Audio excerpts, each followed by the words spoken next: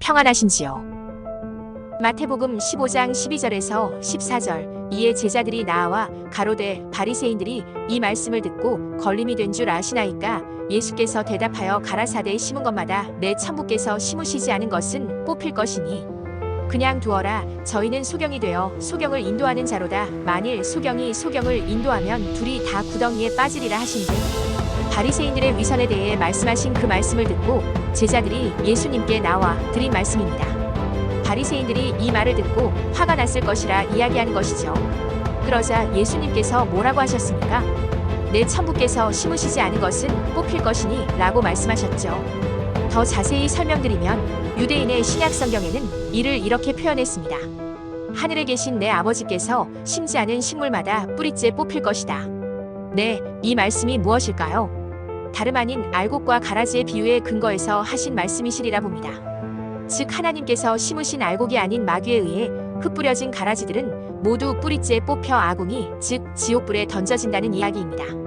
여기서 예수님께서 말씀하신 하나님께서 심지 않으신 식물은 바로 바리새인들을 이야기하겠죠. 왜냐하면 제자들이 바리새인에 대해 묻자 예수님께서 하신 말씀이기 때문입니다. 또 예수님께서는 당시 종교 지도자들, 즉 바리새인들과 서기관들에 대해 마귀의 자식들이라 말씀하신 바 있습니다. 또한 뱀이요 독사의 자식들이라 말씀하셨지요.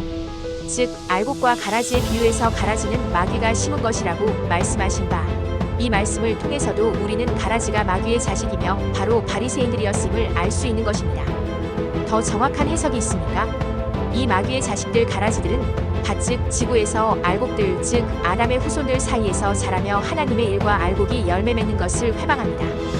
가라지들은 추수 때가 가까워 열매를 맺기 전까지는 가라지인지 알곡인지 구별이 안 갑니다. 즉 가라지들은 이뱀 종족의 홀로그램 기술로 알곡인 것처럼, 다른 말로 그냥 사람인 것처럼 위장하고 산다는 뜻도 알곡과 가라지의 비유에서 말하고 있는 것입니다. 예수님의 비유는 정말 정확해서 그 의미들을 생각할수록 그 비유의 정확성에 놀랄 정도입니다. 그런데 이제 마지막 때, 즉 추수 때가 가까이 오니 전 세계적으로 이들의 정체가 서서히 밝혀지고 있는 것입니다. 이것은 또한 예수님께서 숨은 것이 장차 드러나지 아니할 것이 없고 감추인 것이 장차 알려지고 나타나지 않을 것이 없느니라 라고 말씀하셨기 때문입니다. 생방송에서 쉐이프시프팅 홀로그램 기계의 오작동으로 뱀 눈이 보이는가 하면 아니면 얼굴이 이상하게 변하거나 배며가 나오고 한쪽 눈꺼풀만 감기고 하는 이런 일들은 점점 더 빈번하게 발생하게 될 것입니다. 이제 알곡들이 열매를 맺을 때가 가까이 옵니다. 제가 예수님 오시기 전에 이들 마귀의 자식들, 전파무기 가해자들에 대한 모든 것이 밝혀질 것이라 말씀드린 이유도 이것에 있습니다. 이들의 정체가 밝혀져 많은 남은 자들, 주의 백성들, 이긴 자들이 깨닫게 될 것입니다.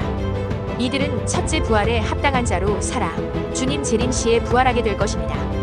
아담의 후손들인 여러분들은 가라지가 아닙니다.